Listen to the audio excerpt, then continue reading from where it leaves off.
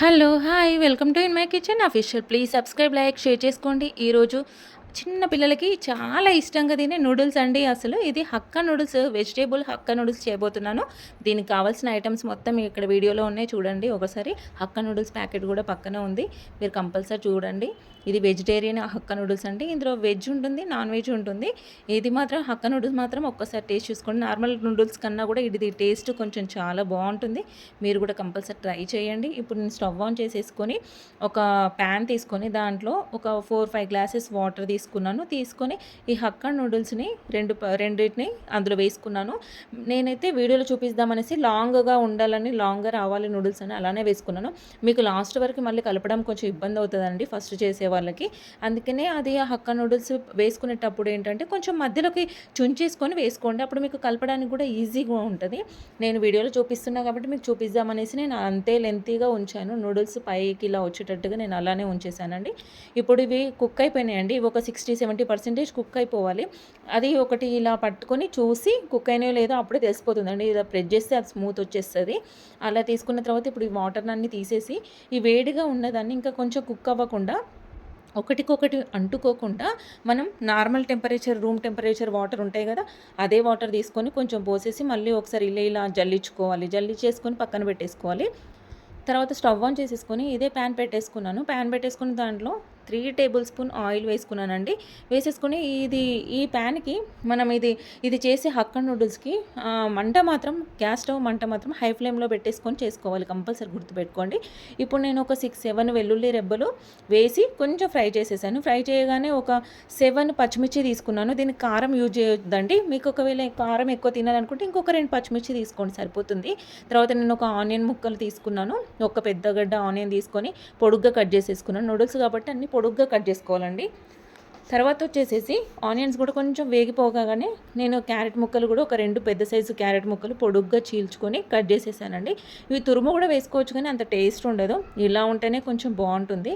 తర్వాత ఒకటి టమాటో వేసుకున్నాను.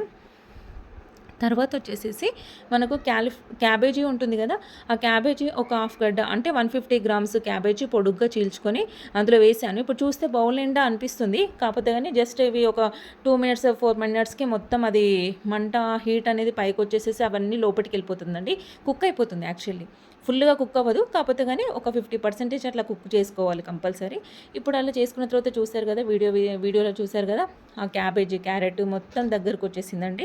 వచ్చిన తర్వాత ఇప్పుడు ఇందులో సోయా సాస్ వేస్తున్నాను. ఒక టేబుల్ స్పూన్ సోయా సాస్ వేసుకొని తర్వాత ఒక table spoon green chilli sauce వేసుకున్నానండి. ఒక టేబుల్ స్పూన్ మనకు రెడ్ చిల్లీ సాస్ ఉంటుంది కదా, అది కూడా వేసుకున్నాను. వేసేసుకొని మళ్ళీ ఒకసారి ఫ్రై చేసేసుకోవాలి. ఇదంతా కూడా హై ఫ్లేమ్లోనే చేస్తున్నానండి నేను మంట మాత్రము. ఇప్పుడు ఇలా చేసుకున్న తర్వాత నెక్స్ట్ టమాటో కెచప్ ఉంటుంది కదా, టమాటో సాస్ అది కూడా ఒక 1 టేబుల్ స్పూన్ వేసుకొని మళ్ళీ మనం కలిపేసుకోవాలండి. ఒకసారి కలిపిన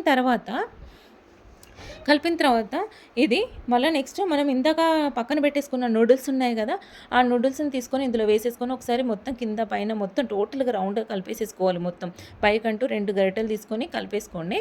అప్పుడైతే మంచిగా కలుస్తాయి ఉంటాయండి మనకు.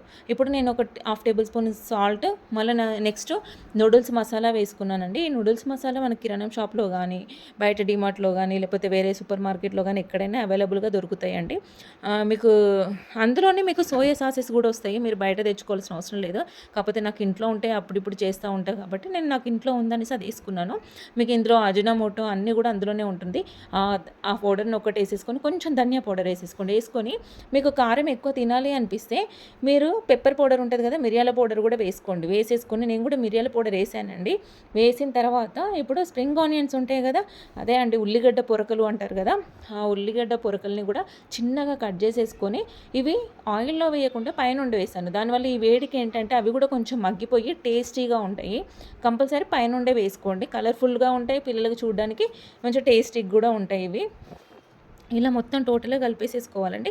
కలిపేసేసుకొని ఒక్కసారి టేస్ట్ చూశాను. నేను సాల్ట్ అన్నీ తగ్గినాయా, ఏమైనా కారం ఇలా తగ్గిందా అనేసి ఒకసారి టేస్ట్ చూశాను. అంత సరిపోయిందండి. ఇంకొంచెం కారం కావాలి అని అనుకుంటే, మీకు ఒకవేళ కారం కావాలి అనుకుంటే కారపొడి వేసుకుంటే ఏంటంటే ఈ హక్కా నూడిల్స్ టేస్ట్ పోతుంది. అందుకని కంపల్సరీ మీకు ఏమైనా కారం కొంచెం స్పైసీగా కావాలంటే మాత్రం ఇంకొంచెం మిరియాల పౌడర్ వేసుకోండి. అంతే, ఇంకా సర్వ్ చేసుకోండి. చాలా బాగుంటుంది. చూడండి వీడియోలో చూపించిన విధంగా దీన్ని మనం టమాటో కెచప్, నిమ్మకాయ పైనుంచి పిండేసుకొని తినేస్తే చాలా చాలా టేస్టీగా ఉంటుందండి. ఇందులో వెనిగర్ కూడా వేసానండి, నేను మర్చిపోయా చెప్పడం మధ్యలో. వెనిగర్ కూడా యాడ్ చేసేసాను నూడిల్స్లో అప్పుడు సాసులు వేసుకునేటప్పుడు. ఇప్పుడు నెక్స్ట్ ఇదంతా కలిపేసేసుకున్నాం కదా, ఇట్లా సర్వ్ చేసుకోండి. ఇప్పుడు ఇది టేస్ట్ చూసానండి, చాలా చాలా బాగుంది. మీ పిల్లలకు కూడా ఇవి రెస్టారెంట్లో హోటళ్ళల్లో ఎక్కువ హక్కా నూడిల్స్ చేస్తారు కదా, మనకి బయట మామూలు స్ట్రీట్ ఫుడ్లో కూడా చెయ్యరు, నార్మల్ నూడిల్సే ఇస్తారు.